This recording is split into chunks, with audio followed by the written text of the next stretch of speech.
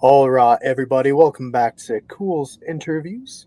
And today we're going to dive back into one of our favorite subjects on the channel and with a new friend that we've met along the way. You guys should at least recognize his name if you watch our channel because we've actually reviewed his book. So, Josh, thank you for joining us. Hey, thanks, guys. Appreciate it. So, Josh, tell us a little bit about you. Were you always intrigued by Billy the Kid, or did the bug bite you later in life? No, it's been a while for me, man.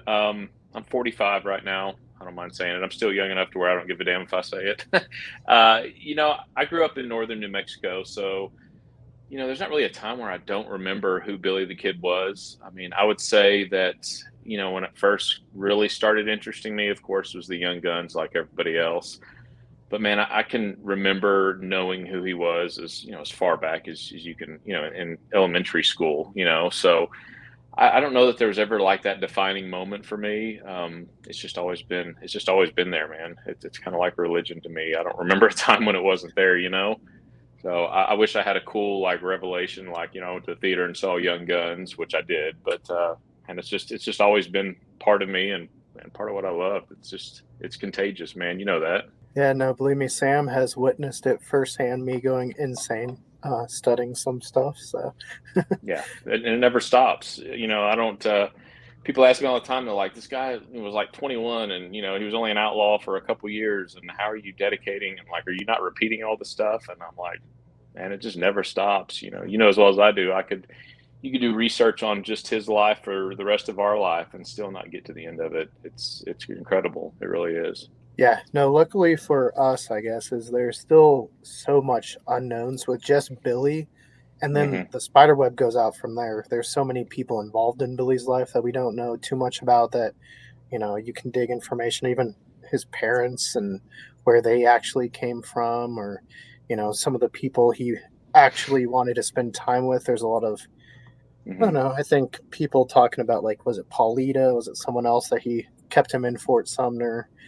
Yeah. Um, but yeah, I think like you said, New Mexico, anywhere you go, you're gonna see something Billy. Even I went to Raton every year, Yeah. and there's Billy the Kid stuff up there. So Yeah, it's and I don't know with Billy if it's different than like let's say Jesse James or Wyatt Earp because with Billy, even though it was a shorter time period, you had the Lincoln County War, which created its own faction, and then you had, of course, the regulators and all their stories. So there's just so many stories within his story that I just don't see in other events like Jesse James or Wild Bill Hickok or even Wyatt Earp. There's just so many internal stories, like I said, within his life that it just doesn't stop. When I'm working on writing or there's a book that I'm trying to finish up right now, or I am kind of finished up with it right now. I'm just waiting on the editing process, and it was literally just focusing on the last 3 months of Billy's life, and before I knew it, I stopped and I'd gone down like four different rabbit holes, and I'm looking into like so and so who's a completely nameless figure's mother that did this, and you just have to stop and reel it in because the rabbit holes never stop. And if you don't, take your ADHD medication that morning and don't focus, you'll never get anything done. yeah, I can definitely relate there, and on more Yeah. than one thing with what you said because I have family relations to the whole Jesse James stuff, and Hmm. we have lots of family stories, photos, stuff like that. But I don't have as many books on Jesse as Billy. I'm not like Hmm. I've pilgrimaged, I guess, out to those locations as well, but it doesn't Hmm. like stick in my mind, I guess, like Billy's does. And I don't know if Yeah. that's just because he is probably more mysterious, obviously, but maybe more relatable to the common man. I think so. And that's why, because I get asked that question a lot. I'm sure if you do as well, is why do you like Billy the Kid so much? What is? And it's just he's just so multi-dimensional. Like I tell everybody, there's Billy can literally be anything you want him to be. If you're like the historian Don Klein, he hated him. He painted him as a cold-blooded murderer and a little dirty bastard, and he despised him, and that's how he wrote him, and that's how he portrayed him. And then you have the complete opposite end of the spectrum, where you have historians like Alan Barker, who's a grassroots historian who's since passed, and he loved him, and he portrayed him as a folk hero and a Robin Hood. And neither one of them are probably wrong in how they came to those conclusions. It's just there's so much gray in his life. It's not black and white, and he can be whatever you want him to be and whatever you like him to be. I mean, I could go on a debate stage and I could probably successfully defend either viewpoint, and do so with facts. And that's what's so cool about him is, like I said, he's that mythical being that just continues to evolve, and it's fascinating, man. Yeah, no, it's what makes reading about him fun because like you said, depending on who you read, it's a different story. It has the same like bullet points, but it's very similar to James Dean, I think, where Yes. a lot of James Dean's books, depending who's writing it, very Hmm. vastly different outcomes. Yeah. So I think that's kind of interesting, especially when you look at like James Dean wanted to play Billy the Kid and was going to, and then obviously he passed away. Yeah. I think you see a lot of that modeled in the left-handed gun.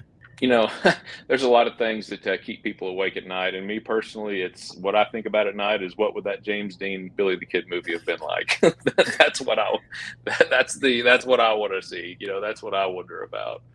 But yeah, you're right. It's just like James Dean. It depends on the perspective you take. And my good friend John Lee May. I don't know if you've had John on your show or not. He compares Billy to James Dean a lot, and he's right. It's just a fascinating character, man. I can't. Like I said, I can't get enough. I could do this stuff 12 hours a day. Um, my wife gets mad. She's like, "Is that all you think about and talk about?" And I'm like, "Yeah, that's that's about it." So yeah, man, I love it, bro. Yeah, no, John's a great guy. We've actually had a dinner with him in Roswell at Always. Oh yeah. It's a good Thai place out there, but Hmm. yeah, it kind of brings up that meme where there's that husband and wife in the bed, and she's like, he's probably thinking of other girls, and I can just imagine like Billy the Kid questions popping up. Yeah, that's how I'm like, what could I write about next? And did Billy? Yeah, exactly. There's that's that's always on the forefront of my mind. I promise. Well, I mean, you're out there helping preserve history for future generations, which is something that we also like to do. Tell Yeah, us a you'll do bit a lot of about that. the coalition and how you guys got started. Sure, man. I started the coalition, and let's see, we can either do the politically correct version of how I started it, or we can do, or we can do the real version. Honestly, so about you asked when I really got into this. I always studied it and read it and had books and watched the movies and all that, but I didn't really get serious, and I don't think I crossed over from what I consider a history enthusiast to a historian and a student of history about 5 or 6 years ago. I'd kind of mellowed out on it a little bit. Life came in and I got real involved in work and whatnot. So I kind of got out of the Billy stuff a little bit. And then I don't know what's it been 5 or 6 years ago, maybe more, when the movie The Kid came out in theaters. And I was like, well, shit, I hadn't seen a Billy the Kid movie in a while. So me and my wife, I convinced her, I'm sure I went and saw something that she likes. And so she owed me one. So we went and saw The Kid. And damn, it was like instantly. I walked out of the theater, went home, cracked open the books again, and I went on a book buying frenzy. And just got super hardcore into it again because that movie just really, really did it for me. A lot of people claim the Young Guns is what got them, but the Kid, I guess, is really what got me hooked into it and back into it. So when I started that, I don't know why, but well, you can relate. You guys can relate. Cemeteries and graves always fascinated me. And for some reason, specifically, I wanted to know about Chavez more, Jose Chavez. So I started researching him, looking into him. And again, for the sake of time, I won't get into the research behind that too much. But I finally located Chavez's grave outside of Santa Rosa, New Mexico, very desolate area. And when I had that information, I reached out to the Billy the Kid Outlaw Gang and their president and said, hey, this is what I've got. This is who I am. I'd like to share this information with y'all, and let's kind of join forces and let's do this together. They weren't interested, which is fine. It is what it is. So I got to thinking, I was like, well, hell, I'll just kind of do my own thing and create my own company or my own group. So we started the Billy the Kid Historical Coalition literally right off of that. And I also noticed, and I don't know how much luck you guys have, but sometimes when you go up just as, hey, I'm Joe Blow and I'd like to dig around your property, they don't seem to, they're not quite as receptive. So when you go up there with a business card in hand and say, hey, I'm the executive director of Billy the Kid's Historical Coalition, we're a nonprofit, et cetera, it seems to open a little bit more doors than it probably would without it. So, yeah, we formed the nonprofit. Once it was formed, we raised some funds through that, and we put up a grave for Jose Chavez y Chavez outside of. It's actually in a little deserted town called Milagro, which is 30 miles west of of Santa Fe, going towards Albuquerque. So we marked his grave, did a little ceremony for him. Kind of cool little side note. So when we were reaching out, we wanted to kind of contact some family members that were related to Chavez, maybe, and because we had a little ceremony we were going to do, and come to find out, we got a hold of his granddaughter, believe it or not, Jose Chavez, who was born in like 1854, 1856, if I remember right.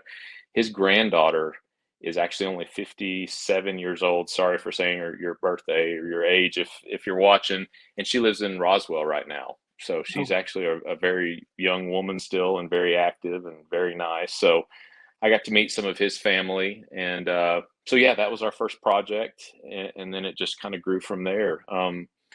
We've marked 4 graves now in our 4 years, so we average about one a year.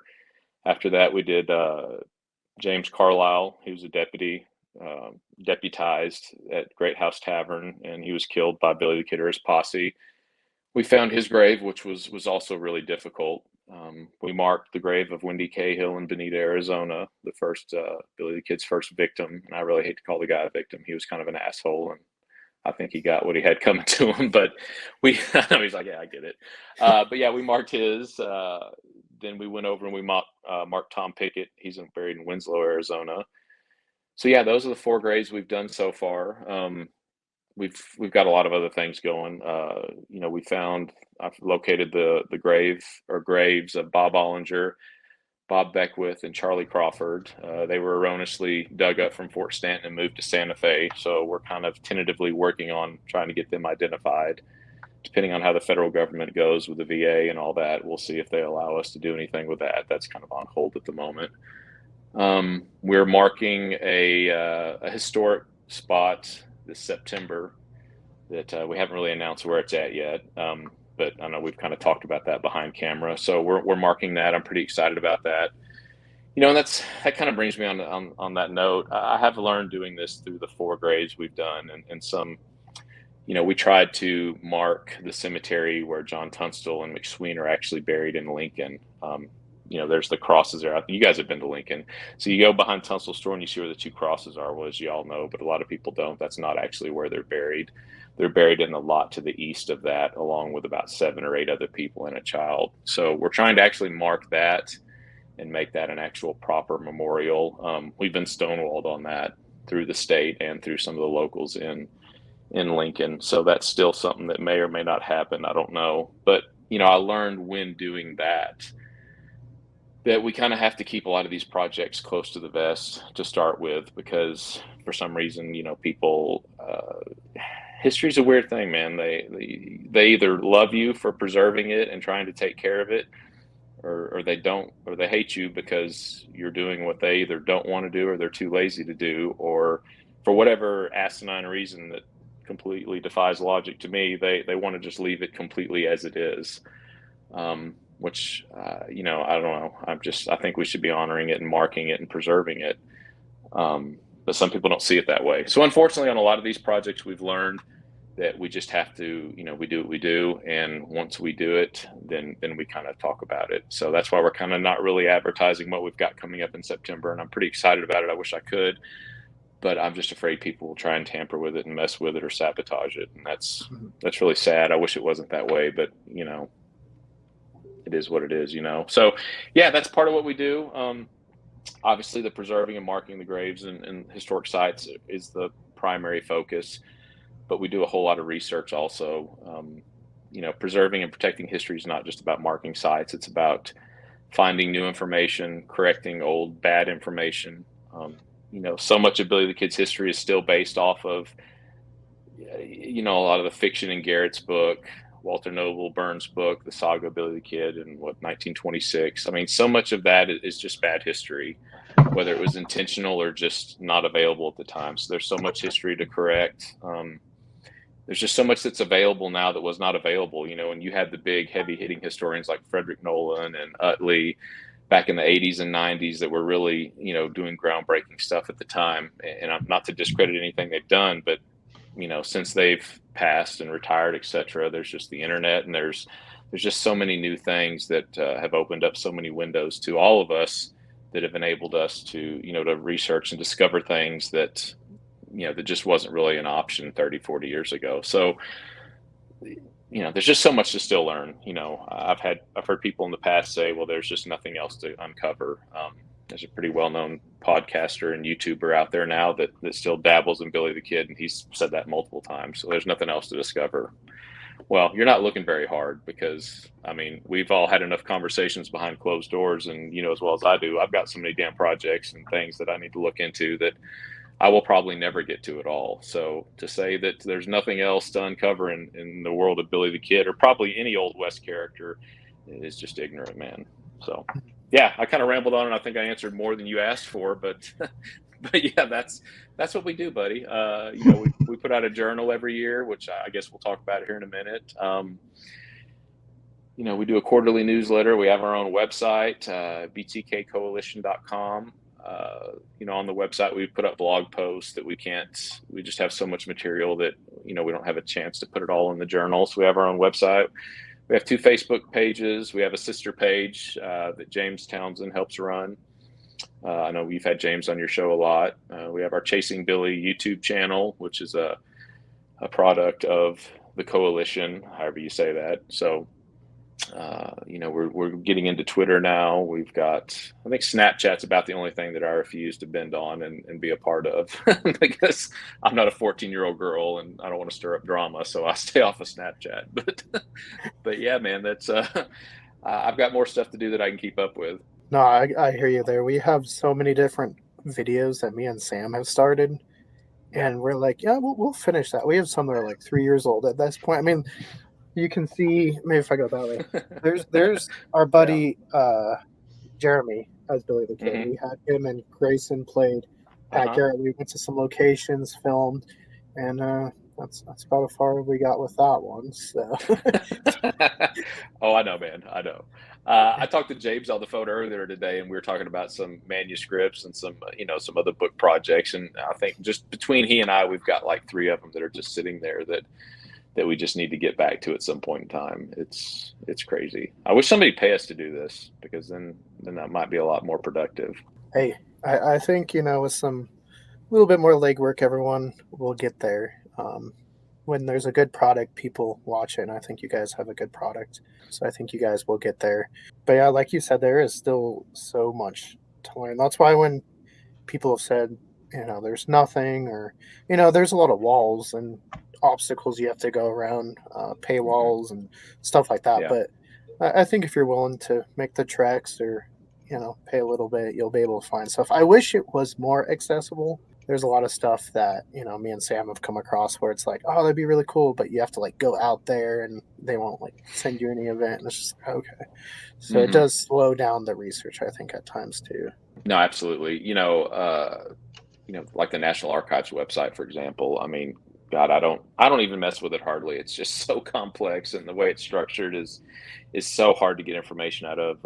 James was messing with it earlier today and kind of came across some stuff, but that's so difficult. And you're right, just some of the historic sites are so hard to gain access to. There's another one north of Amarillo related to Billy that I'm working on, and I'm basically going to have to plan an afternoon in the spring because it's about a 10-mile trek out to it. So you're right, that is a lot of the obstacles that come with it, but it's also part of the chase, and that's what makes it fun.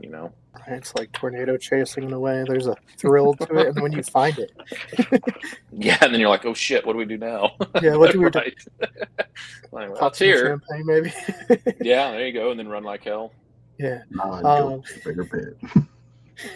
Right. Yeah, we might be on a tornado kick as well.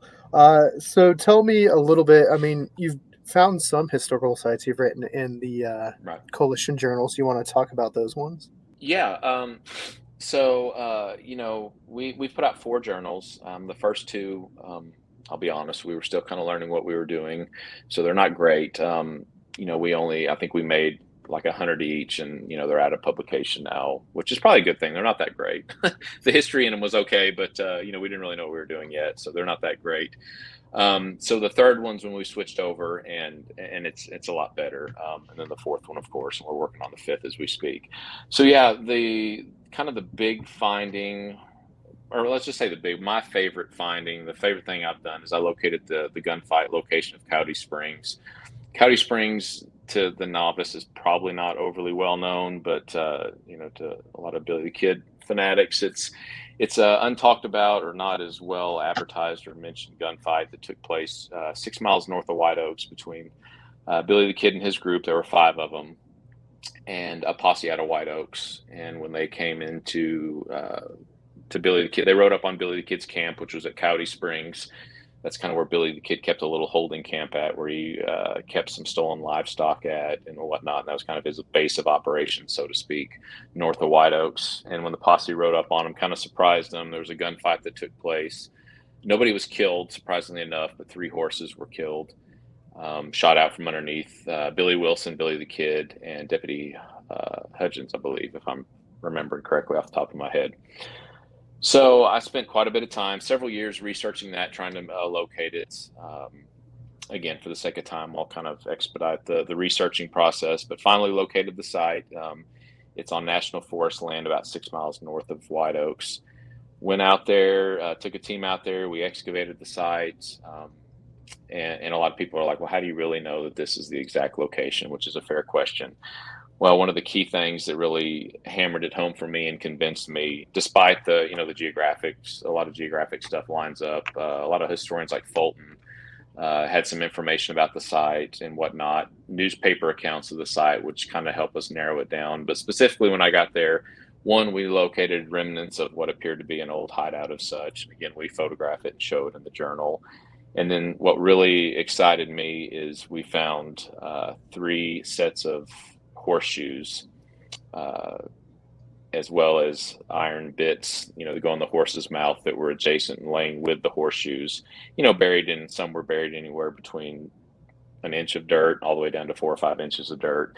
And we located those in sets over what we suspected was the area of the battle that it took place. So that kind of really hammered it home to me that we had the right location.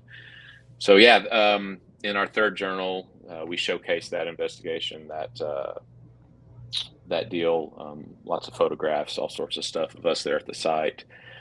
The sad thing about that site, though, is as excited as I was about it, and that's the first time that any historian or people have been out to it, since it occurred, at least since anybody knew what it was.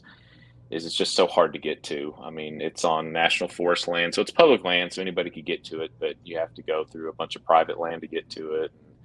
I mean, it's an hour to an hour and a half drive, on dirt roads and cattle trails, and it's just not overly accessible. I've been twice. I'd like to go a third time, but it's such a chore getting to it that it's kind of hard. But yeah, that was one of the bigger sites that I've located directly related to Billy the Kid. That I'm probably most proud of. And like I said, we've got a pretty good 4 or 5 page spread about that in that third journal. Yeah, with some really nice photographs too, which is always appreciative. We go out, so you can ask Sam, I take way too many pictures at times, but I try to just document everything that I can when we're doing something. Oh yeah, it's easy to throw photos away afterwards. Yeah. So we're buildings, and we're like, Keegan, we're here for this. Yeah, I do love my architecture.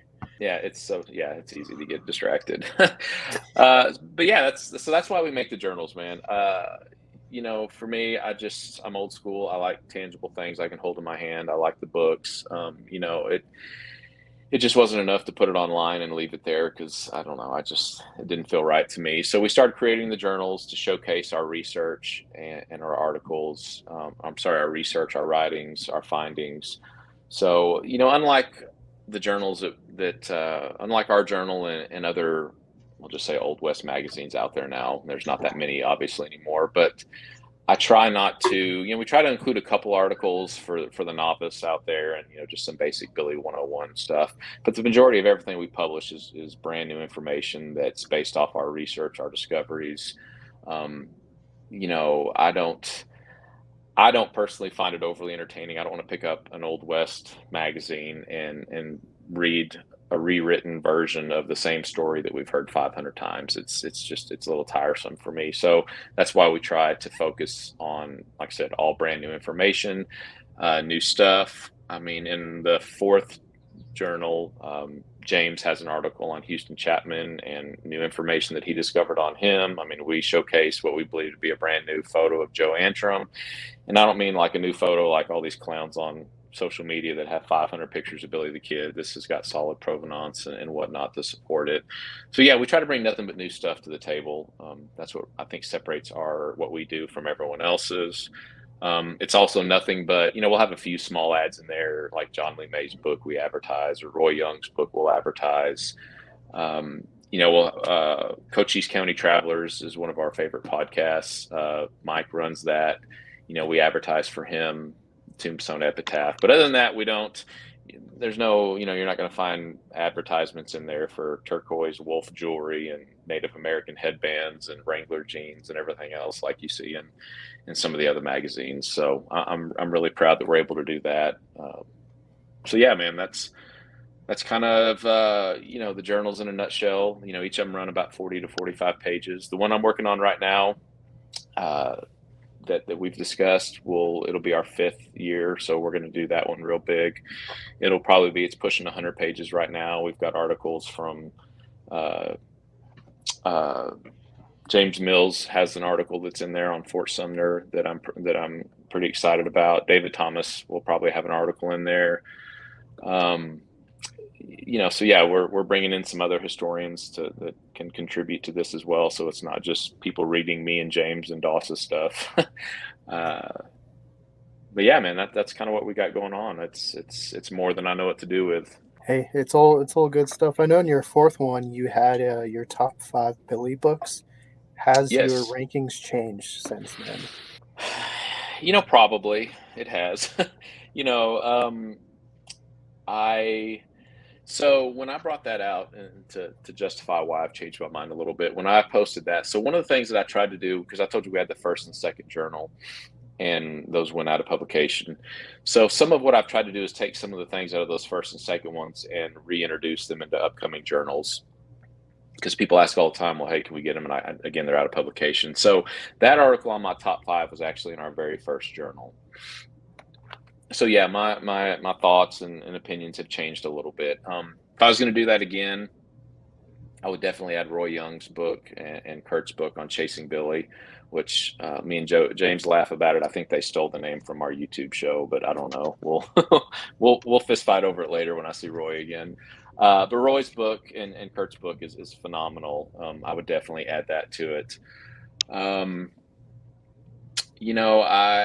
have Bob Bosbell's book on the list just because it's a really good book for people that have never heard of Billy the Kid, and you're like, hey, this dude's pretty cool, check it out.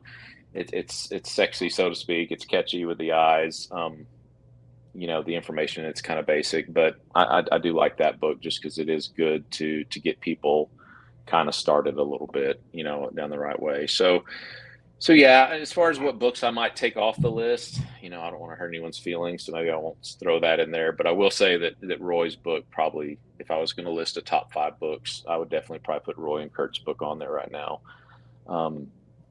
Mills' book is really good. Mills is a phenomenal writer.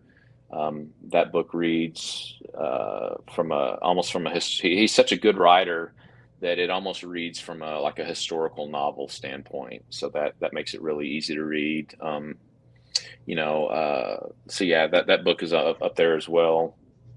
I don't put Utley's book on there, but his book, Short and Violent Life, is top notch.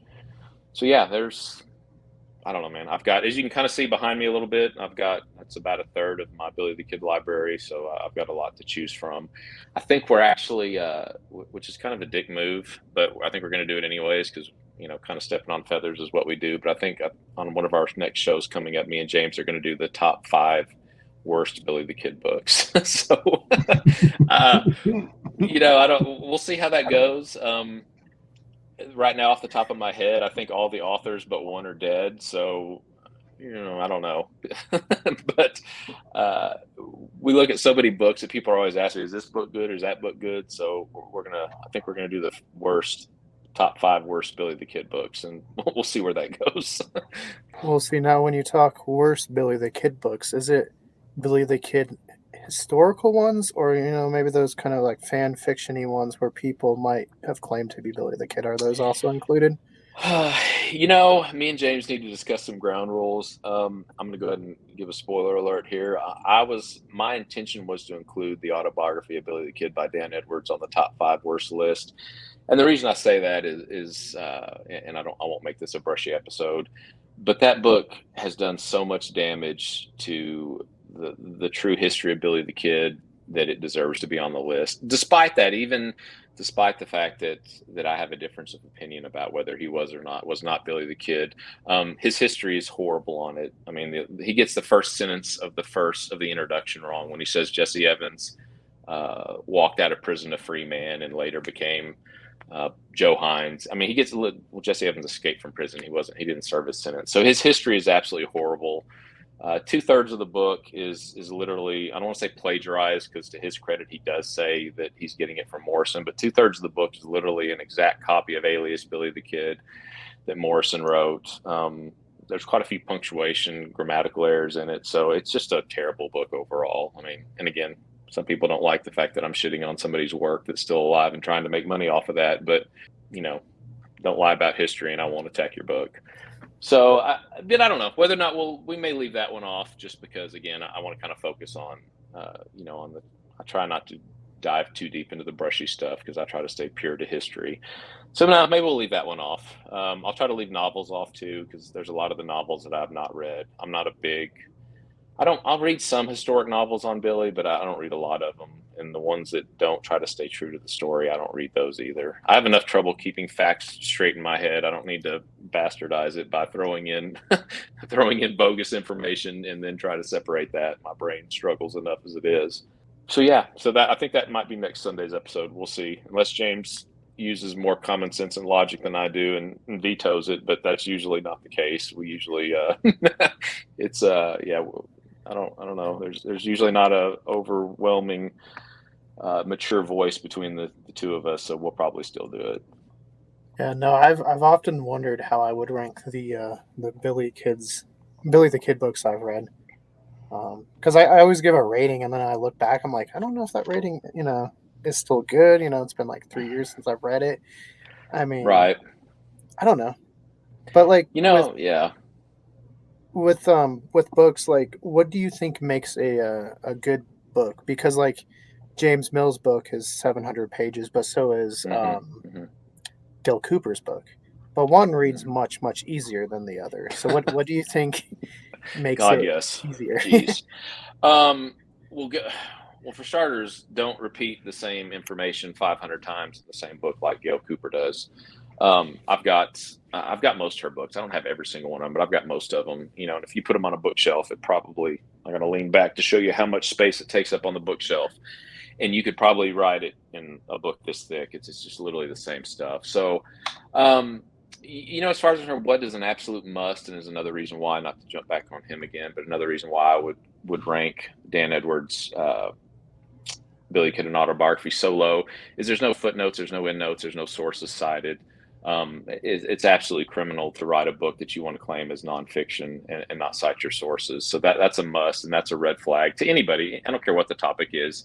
If you're reading any book of historic nature and you're not willing to cite your sources, then I'm not interested. So that's a must. But other than that, it's and again, to give Mills credit, it's the ability to tell the story and tell it well, and that's I think what really separates it away or from other books. Kirk and Roy's book is so good because one, let's be honest, there's, when we're dealing with Billy the Kid's life, we're dealing with 21 years, and 3 when he was really active and doing entertaining stuff, so to speak. And as you can see a little bit behind me, and the rest of my books are out of view, but there's at least 350 books on Billy the Kid in the Lincoln County War. So how do you continue to tell the same story over and over again? And you have to bring a fresh perspective to it. Mills does that by writing the majority of his book from the Hispanic perspective. Roy does a really great job because they focus on the last 6-8 months of the kid's life, the capture, the pursuit, and Frank Stewart's angle. So I think that's important too. Is you can't just tell the same story over and over again. There's quite a few books behind me that again, that I don't want to call the authors out because they're still alive, but it's basically like they took Frederick Nolan's book, The West of Billy the Kid, which most of us will agree that is kind of considered the Bible of Billy the Kid books, and they basically just take that same story and they rewrite it, and it's just kind of very lackluster. So that's one thing that I try to do in my writing. I know James is the same way. You just have to bring a fresh perspective. If we're just going to simply sit there and rewrite the same stuff, then there's no point in any of us wasting our time writing it or you wanting to read it. So I think that's the big thing, especially when you're dealing again with a topic that's so condensed. And as far as the time span goes, it's not like Jesse James where he had 20 years to write about his career. We're dealing with 3 here. So you have to come with new material. And again, like we said earlier, there's no shortage of it. There's discoveries being made every day. Again, you guys have done some great Billy the Kid research as of late that I know we're sitting on, and I'm really I got to quit talking because I'll get excited and I'll slip up. But you guys know better as well as I do. There's so much cool shit out there that needs to be talked about. Let's stop beating the same dead horse again. I'll use the example of Billy the Kid's escape from the courthouse. If we don't have anything new to bring to that, and there's any new evidence to suggest what might have happened, then why do we need to rewrite the same damn story over again? Let's talk about some other stuff. Let's focus on other aspects of it. So anyways, that's what I think makes a good Billy the Kid book anyways.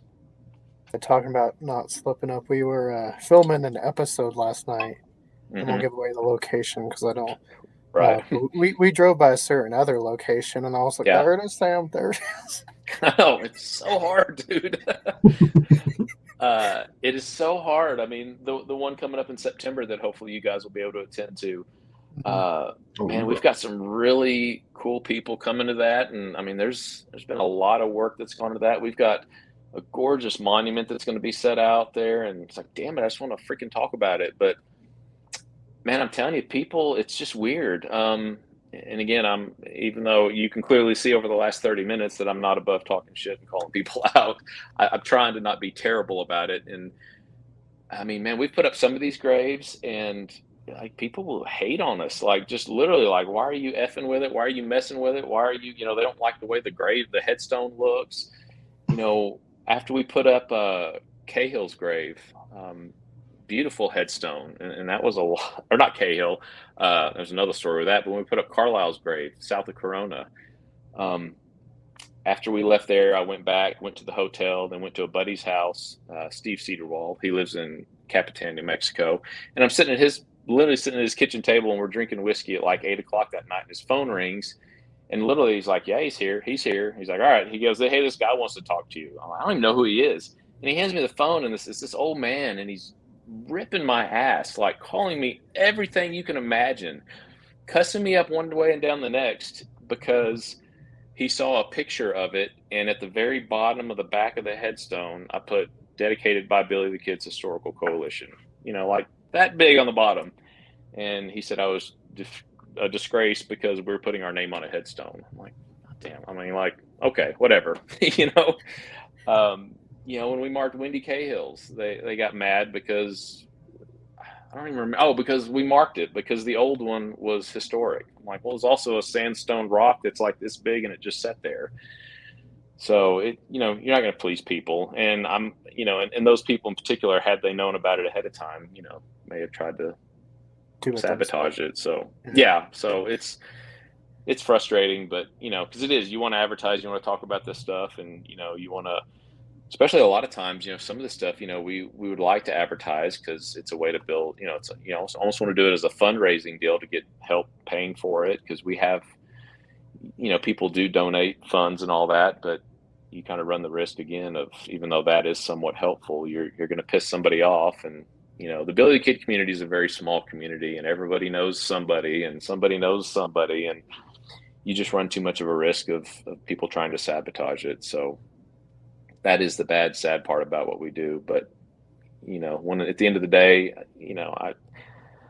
Sounds dumb, but I feel good about knowing that, when I'm dead and gone, 100 years from now, there'll be something there that is permanent that, I had something to do with. So people don't like it, the hell with them. Right. Hey, we've dabbled into the UFO community, so nothing Mm. surprises me anymore with sabotage, because like I've heard a lot like on the Billy the Kid pages where it's like, well, the Billy versus Brushy, rivalry is really big. I'm like, you should check out the UFO believers versus other UFO believers, and then tell me. Yeah, But that speaking of that, wow. you've Hmm. much like us, we found a fun connection with New Mexico's two biggest stories, as Hmm. did you, and you actually wrote a book about it. Do you want to tell the viewers about it?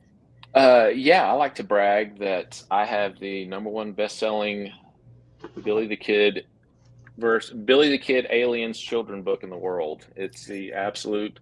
You can check. It is the best selling. It's also the only one in the world. But yeah, I wrote. Oh, you can put it up somewhere. But or you did a review on it. But sorry, I'm trying to Mm, light over the camera. But yeah, I wrote a Billy the Kid's Close Encounters of the Fifth Kind. For the alien people out there, that's when you actually meet an alien and establish a relationship or something with them. Yeah, I was, I don't know how, I'm trying to think. Really, I was just laying in bed one day and this storyline came to my head and I was like, well, there's no market for this. Nobody's done this before. So I reached out to an artist that was a member of the coalition a while back. And she had done some other stuff for us. And she's like, well, that'd be kind of fun to do. She had a little kid, she had a little girl. So she's like, yeah, let's see what we can come up with. So, um, I knew that I guess I didn't see just the story of Billy the Kid, just a cowboy being as marketable. And again, I've been to Roswell a bunch, so I just thought, well, let's try and intertwine the two. So yeah, I wrote this little story. I mean, I'm biased, but I think it's pretty creative. It's pretty inventive. It's a definite. It's pretty in depth for a kid's book. I think it's definitely a children's book. But I work in a high school. I'm assigned to a high school. I'm a police officer here in Amarillo. For those that don't know, so I work within a high school. So I let a lot of the high school kids read it, and it was pretty receptive with them. And some of them were like, "This is like a serious book." I mean, it's like 40 or 50 pages. Um, I do, and I kind of credit James Townsend for this. We were talking one day because our pet peeve, if you will, is people not citing sources, as we've already talked about.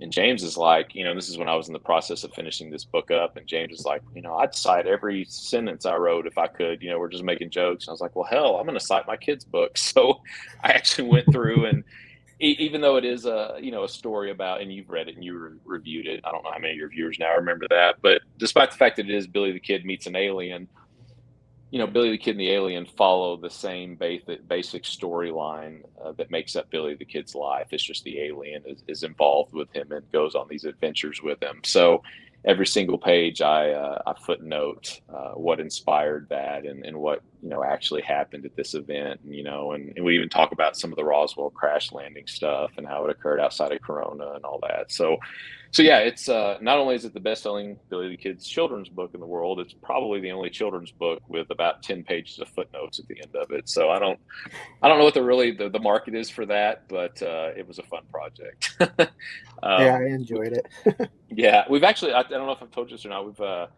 We have a different artist this time. Angie did illustrated the first one, and she's really busy with some personal stuff. So um, Robert, who helps run the Legends of Billy the Kid Facebook page, is a phenomenal artist, and Mel, who also helps. I don't know if you've probably talked to Mel before. Mhm. She is an amazing artist and illustrator as well. So I teamed up with them, and we've written and illustrated a second one that's a follow up. Those that have read the first one know how it ends, and it leads us right into the second one. So hopefully by Christmas, maybe once I get the journal done that I'm working on now, I can finish putting that together, and yeah, we'll have a follow up for that one. So, because the world can never get enough of Billy the Kid and aliens, so why not give them some more? The heart wants what the heart wants.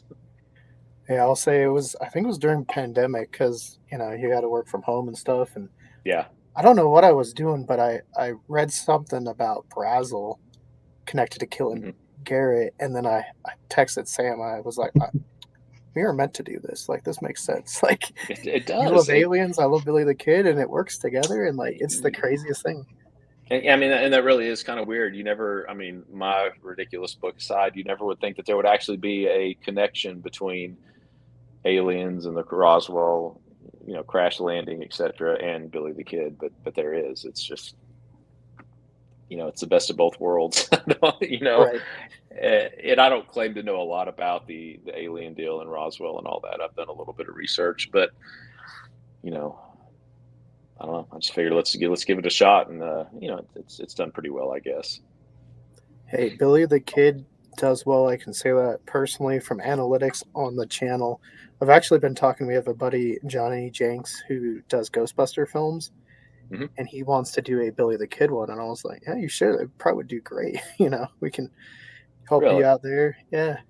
Is he wanting to like do some on-site filming in those locations, or is that what direction does he want to take that? I mean, I'm sure he like. I mean, if you want, we can talk to him. I know we've talked a little bit about doing some fun Hmm. stuff, maybe in the courthouse, or Yeah. my personal one would be oh, Pete Maxwell's where the Fort Fort Sumner, where Fort that Sumner. There you was. go. Yeah. Yeah, I was like, Yeah. You know, yeah, that would be interesting. It really would. And again, man, I don't know exactly where I fall on this, and I think we talked about this a little bit when you were on our show. But I went out there I was pretty young, man. I was 20, 25. So I went out there on like the 125th anniversary, whatever it was, of when he was killed, and you know, may or may not have trespassed to get there at midnight. I think the statute of limitations has expired on that by now. But anyways, we went out there, and it was surreal. It was it was a very unique experience. Almost spooky, kind of creepy. And then, oddly enough, and again, this sounds a little crazy, and I should have had the photo ready. I need to send it to you when I find it. But I told the person I was with, all right, take my picture here. So I had like a flashlight down to kind of illuminate the area. And because we didn't have cell phones then, it was all regular wind up the film cameras, and the camera quit working. He was trying to take my picture. I was like, take it right at midnight. I think it was like 11:55 is what I had it taken at, which again, further research, maybe it was 12:30, but somewhere right in that time, and the camera wouldn't work. And then finally, after about 5 takes, it finally worked, and the picture snapped. And dude, when I got the picture snapped and went back and looked at it, dude, it was very odd. Like it was almost, again, I sound like a crazy person, but it was almost as if like Billy had transcended to where I was. My face was distorted, and it was very odd, and I had a very unnatural pose to me, and I was holding the flashlight like a rifle, and it was just, again, it sounds ridiculous telling it to people. It sounds like I'm being crazy, but it was a very surreal moment, and it created a very odd photograph that's always stuck with me. So yeah, I think that would be an interesting site to go to. White Oaks would be a crazy cool site to go to. There's all sorts of paranormal stuff there. In fact, I've got an article coming up in the Epitaph, Tombstone Epitaph, maybe next month. I'm not sure. I'd have to talk to Mark again about a really brutal murder that took place in White Oaks, a racially motivated murder. A miner killed a Chinaman there in a very brutal fashion, and supposedly his ghost still haunts White Oaks. And there's been multiple accounts of paranormal activity around the cabin that still stands where he was murdered at. And um, I've had some pretty odd experiences in White Oaks at the cemetery. I've got some pretty weird photos with shadow figures in them that I can't explain. So yeah, tell your buddy, man. There's a lot of stuff there that would definitely make a good show. The courthouse is claimed to be haunted. I've got a couple guys that have claimed to hear things in there. So yeah, maybe we'll because we're actually in the process of making a book. We've talked about a mhm. little bit on the channel. We started a while ago, and then the author that was helping us got sick, and she unfortunately Mhm. passed away. And so it took us a while, but we were like, oh, maybe we'll put it together. But we're gonna do a collection at the end of like stories from other people. So I didn't know if you'd want to be in that. We can promote Oh the yeah. coalition, in there too. Yeah, let me know. I probably I might just tell them as an individual. I don't want people to think that as a coalition that I'm, we're dabbling in. I don't know. Who knows? There's no bad Billy publicity. But Right. yeah, man, I'd love that. Like I said, it's yeah. I've had a couple weird experiences as much as I've traipsed around there. So yeah, let me know. That'd be fun. Right. Yeah, no, believe me, I understand the paranormal stuff. We used to get a lot of flack for it. Even Hmm. though we do paranormal, we do a lot of other stuff. But I think as of late, people have now started to see some of the other stuff, and so we've been able to get taken more seriously. We actually had Yeah. a paleontologist that saw one of our videos on his paper and said Really? we had the best video. Like he's even seen like professional paleontologists do videos on it, and they did it Uh-huh. poorly. And I was like, you know what? Oh shit. That's good. I did something right. There you go. Yeah, every now and then a blind squirrel finds a nut, But Right. that's good, man. Yeah, that's good. Yeah, it's crazy, man. It just and I think you guys are probably in the same boat that we are, that you just kind of start out small and you find your little niche, and then it just grows and grows, and we're kind of having the same success, fortunately, which is a good thing. We're starting to get some really decent donors, and I've had a couple interviews with some TV streaming sites that are wanting to do some shows with us, so that's good. We've branched out, and I didn't really talk about this, and that's not the purpose specifically of this, but we've also branched out from Billy the Kid's Historical Coalition, and we've also started working on marking graves of fallen law enforcement and military that are unmarked. Most of those obviously are pretty old. Anything within the last 30, 40 years obviously has been marked and taken care of. But, for example, this would make a really cool deal for y'all too. There's a cemetery. When I was looking for the remains of Bob Ollinger, when I talked to y'all how I found out that he'd been moved erroneously to Santa Fe, I discovered, and again, this was not my research, but in the process, I was visiting with a gentleman that has done a lot of research there, and there's actually an unmarked cemetery just north of Fort Stanton. I mean, it's adjacent to it, but it's on the north end of the fort. And there's actually 63 merchant marines that are buried there, completely unmarked. There's 4 cornerstones that indicate where they were buried, and they were put there and never excavated and removed to where the Merchant Marine Cemetery is now, that we all know there. So one of our projects under the coalition banner is to raise funds to mark that. So I'd eventually like to get into just other Old West characters. We looked into Bob Bass Reeves, marking his grave. Man, he's a fascinating character, but it would take a whole nother hour episode to explain the drama and the loopholes and the the hula hoops you'd have to jump through to get him. That's a mess. So yeah, I mean, Billy the Kid stuff aside, we're really trying to grow this and trying to make this into something that is, as much as I love Billy the Kid, but is even more important than him, and that's honoring and preserving all these graves of, like I said, law enforcement and military is a big deal to me. So yeah, it grows, man. You just never know who you're going to meet and who you're going to get connections with, and we'll see what happens with it. But it's a slow process, but man, it's fun. Hey, the best things take time. That's what I always heard. Things that come easy go easy, and so Yes, I sir. think everyone. I think you'll get there, and I'm excited to see what you guys keep doing. And like you said, there's still a lot to learn with Billy. There's still a lot to learn with the Wild West, but we'll definitely have to do more shows with you for sure. Yeah. We'll bring you, and we'll have to do one with you and James. I was kind of talking to him, maybe doing a tier list of Billy the Kid actors or something like that. Yeah. I know Dane DeHaan won me and Sam's bracket when we did that, but I don't know. Maybe it'll Yeah. change. He's my number one Billy too. I'm right there with you. Just a wonderful, wonderful job with him. So yeah, man, like I said, we talk all the time. Let's brainstorm. Let's see what cool stuff we can collaborate on. The more the merrier. Y'all have got a really good channel, so I'm glad I finally got to come on, so some of your viewers can kind of get a little bit better idea of what we do. Good stuff, man.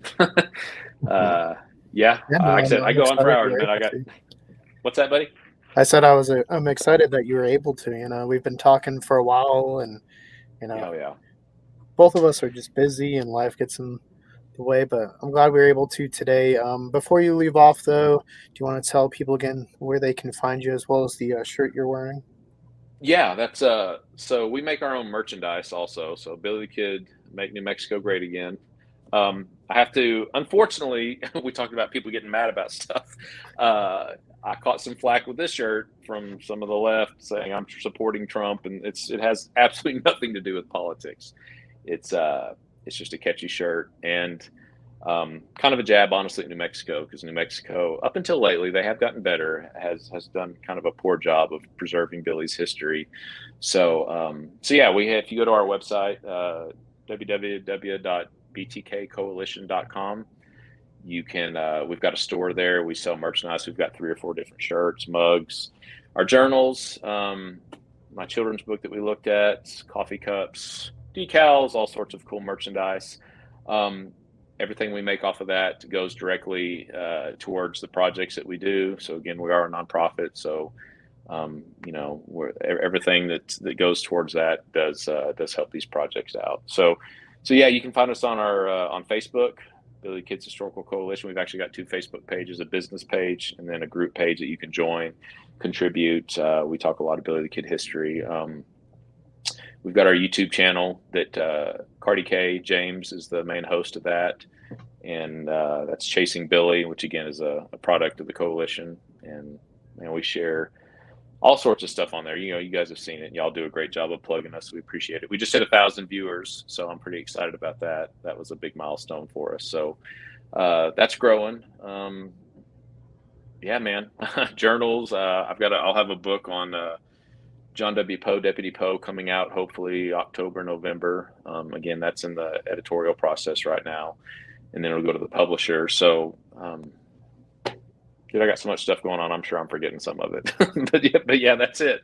Yeah, check us out on Facebook. Find our page, like and subscribe to it if you would. That helps us out a lot, as you guys know. And let's do it again sometime. Yeah, for sure. We'll definitely set it up, and hopefully, me and Sam will most likely be there in September. Yeah. Any luck with the hotel? Did we get that figured out? So far on what am I on booking, it's just the one still. It'll probably be where we stay. Like I've been to some rough areas in Kansas and Missouri, so I'm sure that one will be fine. Yeah, that's it. Because the beauty of that is, it's not located around anything. Like when I've gone to that area before, people are like, well, stay in Santa Rosa or something. And I'm like, oh, that's right off I-40. That's a little, it's a little shady. So yeah, you're not going to find too bad of a place there. So we'll be all right. But good. Yeah. Hopefully we'll see y'all in September.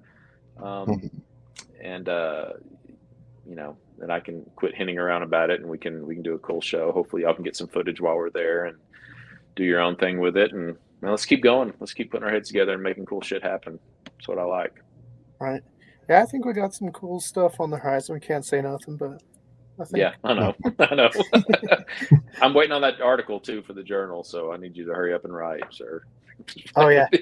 I'm just messing with you. Man, you can ask Sam. I was beating myself up because I was writing it, and